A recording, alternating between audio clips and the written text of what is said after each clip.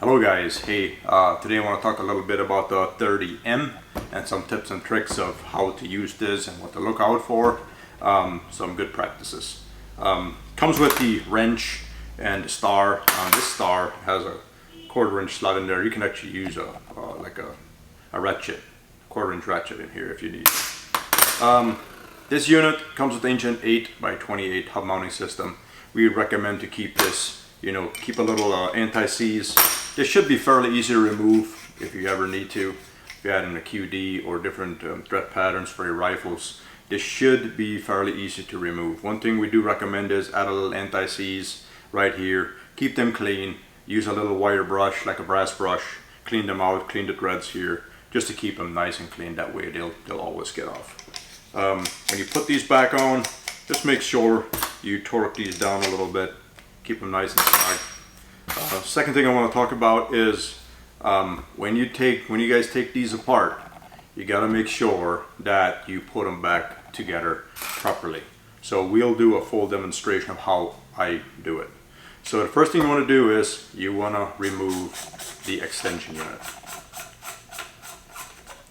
Put the extension to the side, you flip it over, slip it out, there's your baffle stack. Usually when I take it out, right now it just slips out very easy because it's clean. But as we shoot these things, the carbon gets in everywhere and they get tighter and tighter. So what I do is I take off the end cap first, slip it out, and what you can do is you can use a socket or a dowel, a big dowel, slip it in here, and you can poke them out right. They slip out pretty easily.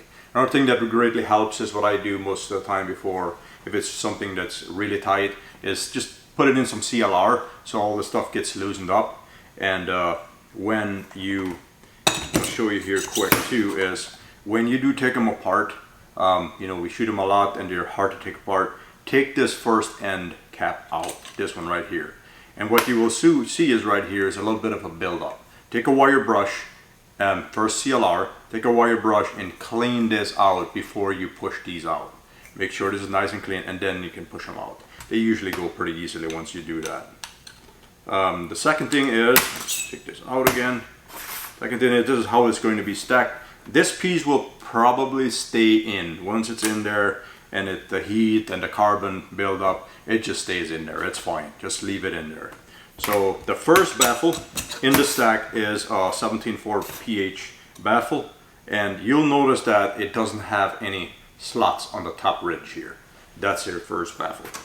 So I usually stack them like that. You got the half baffle, and then you have all the standard ones. Make sure that this lines up. You can play, if you want to play with a little bit with the sound, you can stagger these. We've seen that sometimes it affects it a little bit, a little bit of better performing, but you guys can play with that and do that. But this is a 17.4 baffle on top. And then what you do is you just slip it in straight, flip it around, put that to the side, and this is now your extension. You can remove the extension if you want to shorten this down to a smaller setup. You can take this apart here, and you can move that right over here and just tighten that up. One thing I want to tell you guys right now is when you tighten this down, always make sure that you snug these very tight, okay? Another thing is, you see how high this end cap protrudes from the tube? Very critical. If this is more, you probably got something wrong inside, something is not lining up. So just always make sure of that. And check these end caps periodically. The first 50 or 100 rounds, they kind of settle in and they can move a little bit. Just keep these things nice and tight. Take these apart, we'll add the extension now. And like I said, keep a little anti-seize in here. Make sure you clean these with a wire brush once in a while, a brass brush, so they all stay nice and clean so it's easy to take apart. This is the baffle stack for the extension. Very easy to do. You can take these out, clean this with a wire brush if you need to clean it, the inside of that. The baffle stack is very easy. It's just a half baffle on the bottom. You can line them up. It's the same baffles as the ones inside here, and it's just like that. Slip that right on top. And there's the end cap. Always add the end cap first here in the extension before you put it in here.